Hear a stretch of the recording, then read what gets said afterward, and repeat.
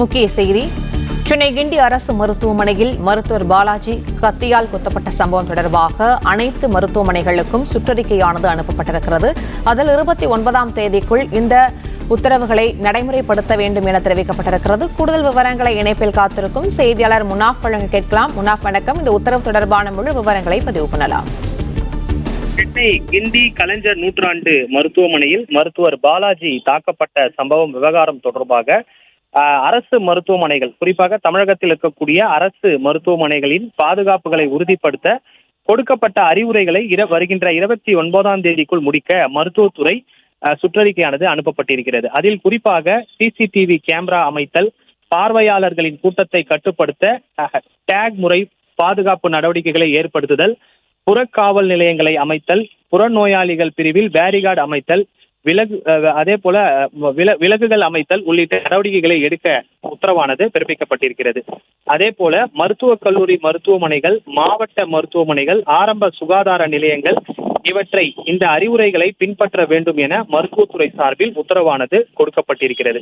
தமிழகம் முழுவதும் மருத்துவர்களின் பாதுகாப்பை உறுதி செய்ய மருத்துவர்கள் போராட்டம் நடத்திய நிலையில் மருத்துவத்துறை அந்தந்த மாவட்ட இணை இயக்குநர்களுக்கு சுற்றறிக்கையானது அனுப்பப்பட்டிருக்கிறது.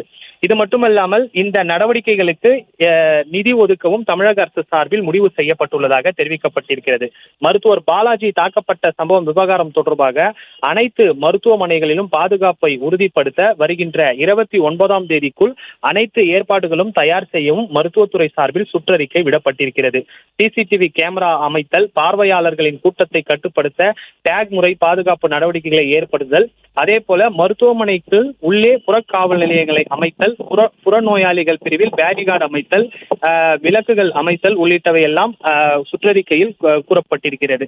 இதையெல்லாம் பின்பற்றி வருகின்ற 29ஆம் தேதிக்குள் குறிப்பிட்ட இந்த அரசு மருத்துவமனைகளில் அனைத்தும் பாதுகாப்பு உறுதிப்படுத்த கூறப்பட்டிருக்கிறது. அது மட்டுமல்லாமல் மருத்துவக் கல்லூரி மருத்துவமனை, மாவட்ட மருத்துவமனை, அரசு ஆரம்ப சுகாதார நிலையங்கள் உள்ளிட்டவை எல்லாம் இந்த சுற்றறிக்கையை பின்பற்றி குறிப்பிட்டுள்ள இந்த சுற்றறிக்கையில் கொடுக்கப்பட்டுள்ள அறிவுறுத்தல்படி மருத்துவர்களின் பாதுகாப்பை உறுதி செய்ய வேண்டும் எனவும் தெரிவிக்கப்பட்டிருக்கிறது.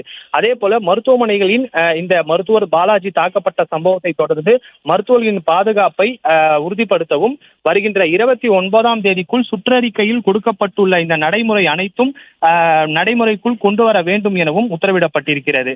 அதே போல தமிழகம் முழுவதும் இருக்கக்கூடிய மருத்துவர்களின் பாதுகாப்பை உறுதி செய்ய ஏற்கனவே மருத்துவர்கள் போராட்டம் மேற்கொண்டனர். இந்த போராட்டத்திற்கு பதிலாக மருத்துவத்துறை சார்பில், அதாவது பல்வேறு அதிகாரிகளுடன் ஆலோசனையானது நடைபெற்றது. மருத்துவத்துறை அமைச்சர் மா சுப்பிரமணியன் தலைமையில் ஆலோசனைகள் நடைபெற்றது. அந்த ஆலோசனையில் குறிப்பிட்ட இந்த விஷயங்கள் மருத்துவத்துறை அமைச்சரிடம் தெரிவித்தனர். அதில் குறிப்பாக மருத்துவமனைகளில் சிசிடிவி கேமரா அமைத்தல், பார்வையாளர்களின் கூட்டத்தை கட்டுப்படுத்த அந்த டேக் முறையை பயன்படுத்துதல், அதே போல காவல் நிலைய உள்ளே உள்பகுதியில் புறக்காவல் நிலையங்களை அமைத்தல், புறநோயாளிகள் பிரிவில் பேரிகார்டு அமைத்து இருள் பகுதியில் இருக்கக்கூடிய பகுதிகளை விலக்குகள் அமைத்தல், அதே போல மருத்துவமனையினுடைய தரத்தை மேம்படுத்துதல் உள்ளிட்டவை எல்லாம் அமைச்சரிடம்